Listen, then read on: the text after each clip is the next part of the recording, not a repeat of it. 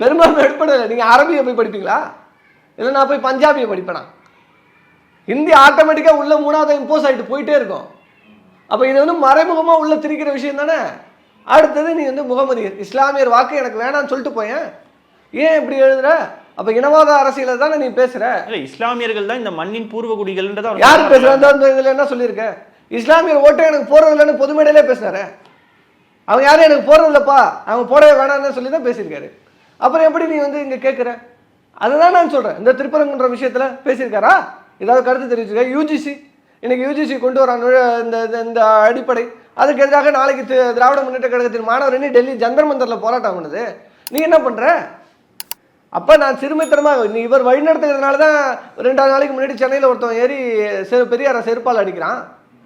எங்கேருந்து வந்தது இதெல்லாம்? இந்த கலாச்சாரம் இருந்தது அந்த மண்ணில்? இறுதியா ஒரு கேள்வி. இப்போ சீமான் அவர்கள் மேல இது வரைக்கும் ஒரு 100 வழக்கு போட்டதா அவரே வந்து மேடையில் சொல்லியிருக்காரு.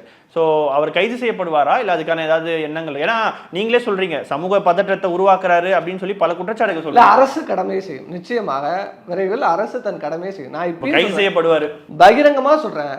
சீமான் இதோட நிறுத்திக்கும்.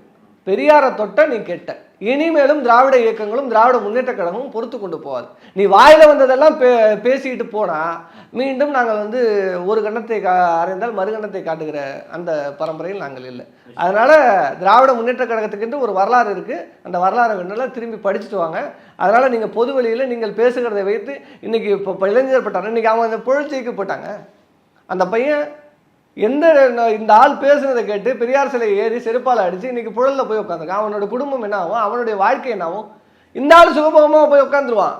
ஆனா இத்தனை லட்சம் இளைஞர்கள் நாங்கள் பேசுவோம். சட்ட பாதுகாப்புல கொடுக்க மாட்டாங்களா? யாரை கொடுப்பா? உள்ள போன அத்தனை பேரும் வெளில வந்து என்ன நிலைமையில இருக்கான்னு எங்களுக்கு தாங்க தெரியும். கட்சிக்காக போராடி சிறை சென்ற பலரும், ஏன் நான் சொல்றேன், இந்த பையன் தீக்குளிச்சு இருந்தானே மன்னார்குடி விக்னேஷ், அவனுக்கு கூட நினைவேந்தல் செலுத்தல. அப்ப அதுதான் சொல்றேன், அவருடைய தன்னுடைய சுய லாபத்திற்காக கட்சி நடத்துகிற ஒரே ஆள் தமிழ்நாட்டில் சீமான் தான். அந்த சீமானை துடை தெரிய வேண்டும் அப்படிங்கிறது தான் எல்லாருடைய எண்ணம். ஏன்னா இவரை நம்பி இன்னும் பல லட்சக்கணக்கான இளைஞர்கள் தங்கள் வாழ்வை தொலைத்து விடுவார்களோ என்ற அக்கறையில் தான். சீமானை பற்றி எங்களுக்கு கவலை இல்லை, அந்த இளைஞர்களை நினைத்து தான் எங்களுக்கான கவலையே இருக்கிறது. நிச்சயம் நான் சொல்றோம், சீமான் வாயை மூடிக்கொள், இதுதான் உனக்கு கொடுக்குற எச்சரிக்கை.